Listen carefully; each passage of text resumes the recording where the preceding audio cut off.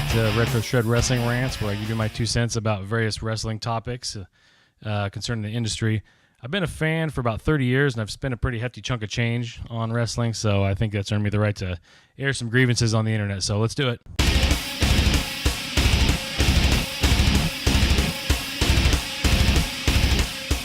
Today we're going to discuss Vince Russo and why I'm a fan of his. Now, I know that in today's wrestling climate, saying that you're a Vince Russo guy is something that makes some people look at you like you just lit a bus full of kids on fire. Now, when you try to have a rational discussion with these detractors about what exactly is so horrible about his work, they'll bring up, for instance, Judy Bagwell on a forklift. Okay, so involving an older woman in a wrestling angle is enough to write off an entire creative team? Funny, most of these people didn't seem to protest much when Mae Young was giving birth to a hand on Monday Night Raw in the year 2000. Maybe they missed that episode. And personally, Judy Bagwell's still more over with me than half of the stuff on WWE right now. Like a red-headed ska dancing cabbie from Canada, or a woman who gets months and months and months of vignettes building to a 30-second promo, after which she promptly just disappears again for weeks. You'll also hear these mouth breathers complain about this guy.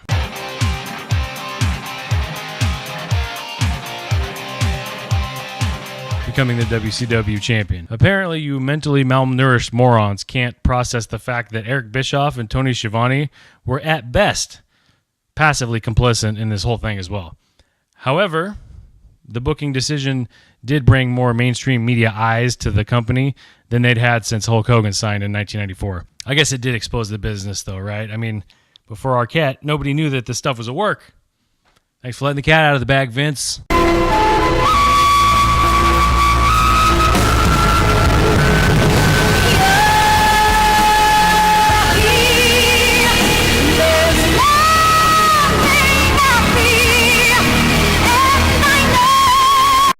And then there's the classic Viagra on a pole match between Billy Kidman and Shane Douglas. Now, the other WCW pole match that immediately comes to mind is the glove on a pole match from Halloween Havoc 92 between Sting and Jake the Snake Roberts. Now, while those guys are two of my favorites of all time, they didn't exactly put on a Matt Classic that night. Now, compare that to the match that Russo booked, and you'll see that Shane Douglas and Billy Kidman did put on a bit of a clinic that night on Nitro. The action was snug, well-paced, believable, and even technical at some points, and they really told a story in the ring. Sorry, but they did. But let's suppose, for the sake of argument, that all the things mentioned here were just universally panned and unanimously agreed on as worthless dog shit. What of all the strokes of genius we can attribute to the Bronan? There's definitely no shortage of them.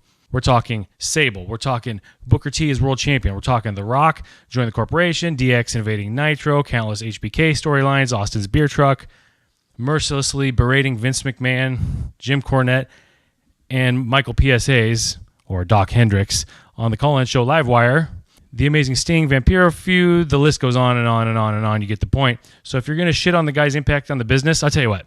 Private message me. I'll give you my P.O. box address so you can mail me any merch you want to get rid of that pertains to any of the angles I just mentioned, and I'll be happy to take it off your hands, bro. So basically, if you hate Vince Russo's work, you hate the Attitude Era. Now, obviously, the wrestlers themselves have a tremendous role in getting themselves over, but then again, what good is a brand new Lamborghini without gas or oil or a fucking driver? So what do you think? Does Vince Russo deserve any or all of the venom that's spewed his way? Or do you agree with Kevin Nash and think he was right on the money when he said the man is truly misunderstood?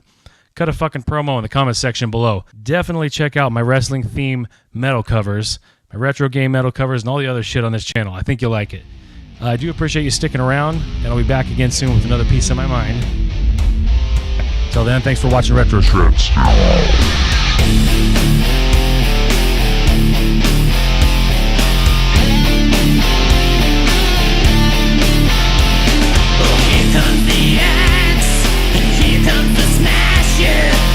Demolition, walking disaster. Prepare